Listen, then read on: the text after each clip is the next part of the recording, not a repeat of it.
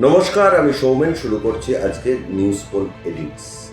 আপনারা জানেন যে নিউজ পোল এডিটসে আজকে আমরা প্রাসঙ্গিক বিষয়গুলো দিনের সবথেকে বড় খবর নিয়ে আলোচনা করি। দিনের সবথেকে বড় খবর কি? দিনের সবথেকে বড় খবর হচ্ছে এই যে দিল্লির বুকে তথাকথিত জেনজির যে প্রোটেস্ট চলছে কিনা নিটের প্রশ্নপত্র ফাঁস নিয়ে, আর সেই প্রশ্নপত্র ফাঁস নিয়ে আজকে বাদল অধিবেশনের পঞ্চমতম দিনেও কিন্তু সংসদ পণ্ড হয়ে গেল। ট্যাক্স পেয়ারারদের পয়সায় দেশের গুরুত্বপূর্ণ নীতি নির্ধারণের জায়গা হচ্ছে, গণতান্ত্রিক জায়গা হচ্ছে সংসদ বা পার্লামেন্ট। সেই পার্লামেন্টে কিন্তু পঞ্চম দিনের অধিবেশন একেবারে পণ্ড, সোমবার পর্যন্ত মুলতবি। আর আজকে কি? সোনাম ওয়াংচুক অনশন ভঙ্গ করেছেন। কেন্দ্রীয় স্বাস্থ্যমন্ত্রী জেপি নাড্ডা গিয়ে তাকে তরল খাদ্য দেন, তিনি উইথড্র করে নিয়েছেন। এবং দিল্লিতে প্রধানমন্ত্রী যেমন উদ্বিগ্ন, প্রধানমন্ত্রীর বক্তব্যও আজকে সামনে এসেছে। সোমবার দিন তারা পার্লামেন্টে এই প্রশ্ন ফাঁস রোধ করতে একটা বড় আইন আনতে চলেছেন। কিন্তু অদ্ভুত ব্যাপার, প্রতিবাদের নামে, প্রতিরোধের নামে যা চলছে সেই চলাটাকে ঠিক, মানে এমন একটা ন্যারেটিভ তৈরি করা হচ্ছে এই প্রধানমন্ত্রীর নেতৃত্বাধীন এনডিএ সরকার বা বিজেপি সরকার একেবারে দেশটাকে দফা রফা করে দিয়েছে প্রশ্নপত্র ফাঁস করে। এইরকম একটা ন্যারেটিভ। সরকার পক্ষ যখন বলছে হ্যাঁ আসুন, বিরোধীরা আসুন, আমরা আলোচনায় রাজি। এই সমস্ত বিষয় নিয়ে আলোচনার আগে আজকে সংসদীয় মন্ত্রী কিরেন রিজিজু পার্লামেন্টে কি আবেদন জানাচ্ছে, প্রথমে একটু বাইটটা শুরু। प्रधानमंत्री जी ने देश को आश्वासन दिया और जो प्रमुख एक्टिविस्ट जिन्होंने भूख हड़ताल किया, सोनम वांगचुक जी ने भी अपना अनशन तोड़ा है और चर्चा के लिए उन्होंने भी मांग किया है। तो फिर देश के सामने में अब हम चर्चा नहीं करके बहाना बनाएंगे तो ये अच्छा संदेश नहीं जाएगा। मुझे ये समझ में नहीं आ रहा है कि आज 5वां दिन है, हम इसमें एक अच्छा सार्थक बहस क्यों नहीं कर सकते हैं। শুনলেন কিরেন রিজিজুর বক্তব্য। তিনি বলছেন এই বাদল অধিবেশনে সুপ্রিম কোর্টের বিচারপতিদের সংখ্যা বৃদ্ধি করার মতো বিল আলোচনা হলো না।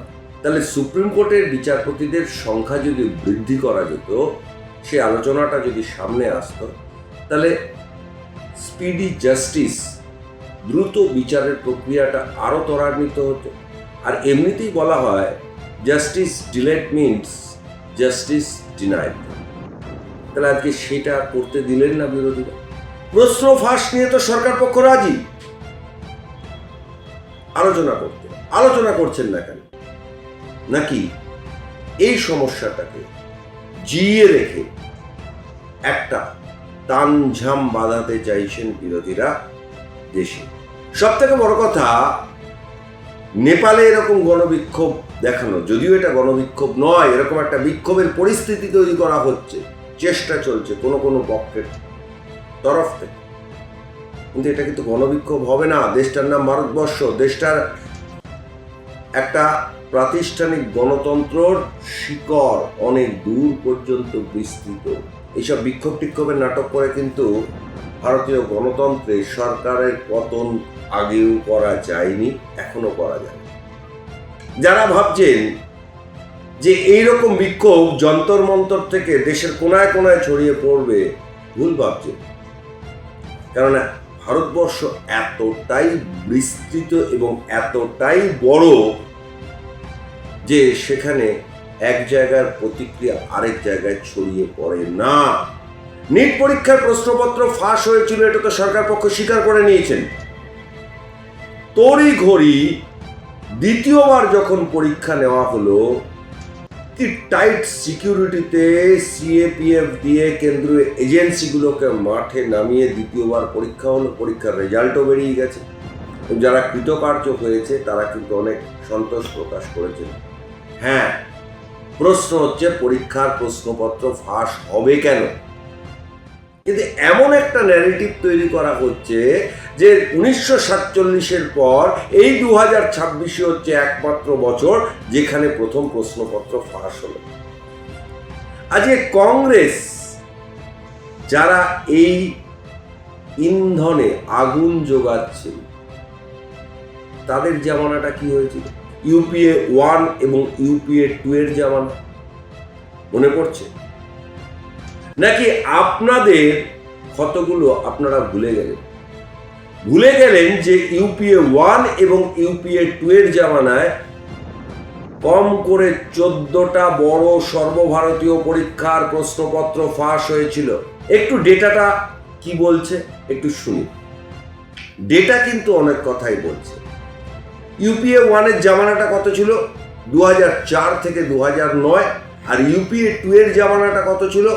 2009 থেকে 2014। সর্বভারতীয় 14টা বড় পরীক্ষার প্রশ্নপত্র ফাঁস হয়েছিল যখন এই সোনিয়া গান্ধী ইউপিএর চেয়ারপারসন ছিলেন, এই মনমোহন সিং যখন প্রধানমন্ত্রী ছিলেন,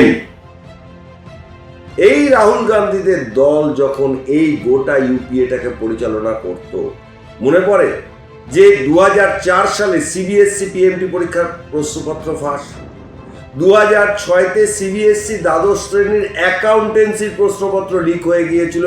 শুধু তাই না, all India institute of medical এন্ট্রান্সের পিজির প্রশ্নপত্র ফাঁস হয়ে গেছে। এবং 2007-এ all India pre medical test এবং মধ্যপ্রদেশে ব্যাপক কেলেঙ্কারি সব লিপিবদ্ধ আছে। তখন কিন্তু দেশটা অলরেডি ডিজিটাল, কাজে আপনারা কিন্তু ধোয়া তুলসী পাতা ছিলেন না। কি করেছিলেন? একটা লোক দেখানো তদন্ত কমিটি গঠন করেছিল। তদন্ত কমিটি দীর্ঘ সূত্রিতা আর বিচার কিন্তু মানুষ পায়নি। কতজনকে শাস্তি দিয়েছিলেন, কতজন জেলের ঘানি টেনেছে বলতে পারবেন না। আর মুলায়ম সিং যাদবের দল, তারা কি ছিল সেই রেকর্ড? মুলায়ম সিং যাদব কতদিন ছিলেন তখ্তে? 2012 থেকে 2017। 2014 সালে ইউপিতে ইউপি সিপিএমটির পরীক্ষার প্রশ্নপত্র ফাঁস হয়েছিল এবং 2015 সালে উত্তরপ্রদেশ পাবলিক সার্ভিস কমিশনের প্রশ্নপত্র ফাঁস হয়েছিল। আজকে যখন সমাজবাদী পার্টি যখন এই আন্দোলনে হাওয়া দিচ্ছেন, আপনার সময়কালটা কি আপনি ভুলে গিয়েলেন?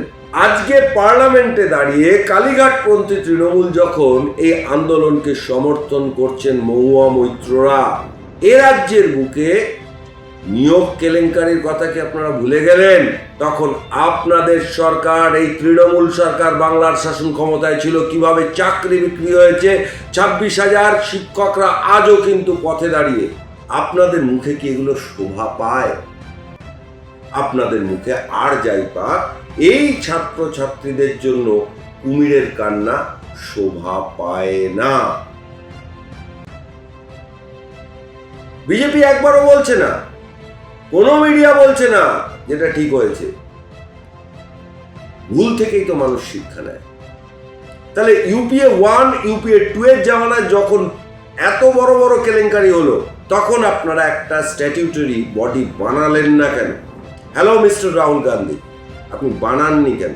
আপনার মা সেই সময় ক্ষমতায় ছিলেন, আপনারা বানাননি কেন আগে সেটা বলুন। তাহলে সেই স্ট্যাটিউটরি বডি যদি আজকে থাকতো, সেই রকম শক্ত বজ্র আটুনি যদি থাকতো পরীক্ষা ব্যবস্থায়, তাহলে তো 2026-এর নিট পরীক্ষার প্রশ্নপত্র ফাঁস হতো না। শুধু রাজনীতির জন্য রাজনীতি, শুধু রাজনীতির জন্য রাজনীতি। আরে কেমন ধরনের যন্তর মন্ত্রের বিক্ষোভ? ঠিক আছে, গণতান্ত্রিক দেশ, right two protest is the right, কিন্তু কেমন ধরনের জেনজি বিক্ষোভ? কেমন সাংবাদিকদের নিগ্রহ করছেন? মিডিয়া একটু পছন্দের বাইরে প্রশ্ন করলেই তাকে দাগিয়ে দিচ্ছেন গদি মিডিয়া বলে, তাদের নিগ্রহ করছেন, পুলিশকে মারছেন, ধরছেন। আপনারা জেনজি বলতেও লজ্জা লাগে। আপনারা যেভাবে একটি সারমেয়কে কোলে তুলে ধরে প্রোটেস্ট করছেন, কি বার্তা দিতে চাইছেন? আপনারা এই যন্তর মন্তর থেকে কাশ্মীরি আজাদির কথা বলছেন। কাশ্মীরের আজাদির সঙ্গে কি সম্পর্ক রয়েছে? নিট পরীক্ষার প্রশ্নপত্র ফাঁস, ইয়াসিন মালিকের মুক্তি দাবি করছেন। ইয়াসিন মালিক কি নিট পরীক্ষায় বসেছিল? সে তো একজন জঙ্গি আতঙ্কবাদী। তাহলে যেন তেন প্রকারণে দেশটাকে অশান্তি বাঁধানোর চেষ্টা করছেন। মনে রাখবেন, এটা কিন্তু 1857 সালের ভারতবর্ষ নয়। ভারতবর্ষ এটা 2026-এর ভারতবর্ষ। একটা কিছুকে ঢাল করতে চাইছেন রাজনীতির কুশীলবে। ঢাল কি? নেট পরীক্ষার প্রশ্নপত্র। আদতে সরকার ফেলার চক্রান্ত, দেশে অস্থিরতা তৈরির চক্রান্ত। যখন দেশ সাস্টেনেবল ডেভেলপমেন্টের দিকে এগোচ্ছে, যখন দেশের জিডিপি বাড়ছে, যখন দেশে তৃতীয় বৃহত্তম আর্থিক শক্তি হওয়ার দৌড়ে যখন ভারত এগোচ্ছে, যখন স্পেস স্টার্টআপ ইন্ডাস্ট্রি ভারতে শুরু হয়ে গিয়েছে, যখন প্রথম বেসরকারি রকেট অরবিটে স্থাপনের কাজ চলছে, ঠিক তখনই একটা ক্যাওয়াস তৈরি করে দাও। বাংলায় যাকে বলে এলোমেলো করে দেমা লুটে পুটে খাই। লুটে পুটে খাওয়ার কিন্তু দিন শেষ। আর এই জায়গাটাই রাজ্যের শিল্পমন্ত্রী সঠিকভাবে চিহ্নিত করেছেন। তাপস রায় বৃহস্পতিবার সংবাদ মাধ্যমের মুখোমুখি হয়ে রাজ্যের শিল্পমন্ত্রী যথার্থ বলেছেন। কি বলেছেন আরো একবার রাখবো আপনাদের সামনে। আমরাও বলছি, পশ্চিম বাংলার বুকে এই ধরনের কোনো ঘটনা যদি ঘটানোর চেষ্টা হয়, যারা 5 দশক পশ্চিম বাংলার সর্বনাশ করেছে, ছাত্র যুবদের সর্বনাশ করেছে, যার জন্যে ফ্লাইট অফ ক্যাপিটাল বলুন, ব্রেন ড্রেনই বলুন, পশ্চিম বাংলার বাইরে বা ভারতবর্ষের বাইরে গেছে, সেই ধরনের কোনো ঘটনা আমরাই পশ্চিমবঙ্গ সরকারের তরফ থেকে এই পশ্চিম বাংলায় সংগঠিত হতে দেব না। এই সময়টা নিছক নিম্নমানের রাজনীতি করার সময় নয়। শুনলেন রাজ্যের শিল্পমন্ত্রী কি বলেছেন। এ রাজ্যে যারা শিল্প করলো না, এ রাজ্যে যারা বাংলা মাধ্যমে শিক্ষার মেরুদণ্ডটা ভেঙে দিল, বাংলা মাধ্যম স্কুলগুলোতে যখন ছাত্রের অভাবে ঢুকছে, তারা গিয়ে দিল্লিতে সেই কালীঘাটপন্থী তৃণমূল কংগ্রেসের লোকেরা স্লোগান দিচ্ছে, ভাবতেও লজ্জা লাগে, ভাবতেও লজ্জা লাগে। আপনি আচরি ধর্ম পরের শেখাও। আপনারা যখন এ রাজ্যে শাসন ক্ষমতায় ছিলেন, তখন কি করেছিলেন এ রাজ্যের শিক্ষা ব্যবস্থাটাকে? মনে পড়ে? কংগ্রেস যখন দেশ শাসন করেছে, তখন এই দেশের শিক্ষা ব্যবস্থাটাকে কোন জায়গায় নিয়ে গিয়েছে? কি ইতিহাস আমাদেরকে পড়িয়েছেন? কি ইতিহাস পড়িয়েছেন? নালন্দা বিশ্ববিদ্যালয়ের ইতিহাসকে আপনারা বিকৃত ইতিহাস পড়িয়েছেন আমাদের। আর আজকে আপনারা রাতারাতি শিক্ষা দরদি হয়ে উঠলেন। আজকে আপনারা বিক্ষোভ করছেন, মানে হাসির রব উঠছে পাকিস্তান আর ঢাকায়। ভাবুন, তারা আনন্দ পাচ্ছে। ঢাকার যারা বাসিন্দা, পাকিস্তানের যারা বাসিন্দা, তারা আজকে আনন্দ পাচ্ছে। তাই আপনারাও খুব লাফাচ্ছেন। লাফান। ভারতীয় গণতন্ত্রের ভিত্তি যে প্রজন্মের যে কয়জন বিক্ষোভ দেখাচ্ছে, তারা কিন্তু জানে তাদের বাইরেও জেনজির আরেকটা প্রজন্ম আছে, যারা কিন্তু দেশের প্রগতির জন্য গলা ফাটাচ্ছে। আর বামেরা তো বরাবরই ঘোলা জলে মাছ ধরার পার্টি। তারা দিল্লিতেও হাওয়া দিচ্ছে, এ রাজ্যেও হাওয়া দেওয়ার চেষ্টা করছে। হাওয়া দেওয়াটা কিন্তু ভালো কাজ নয়। সুস্থ সমাজ, সুস্থ শিক্ষার পক্ষে মোটেও আরামদায়ক কাজ নয়।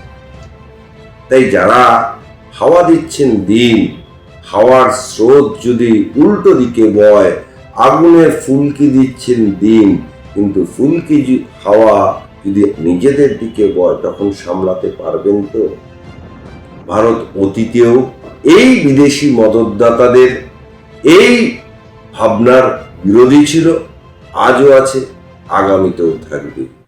তাই কি প্রতিবাদ হলো না কি হলো না সেটা কিন্তু বড় কথা নয়।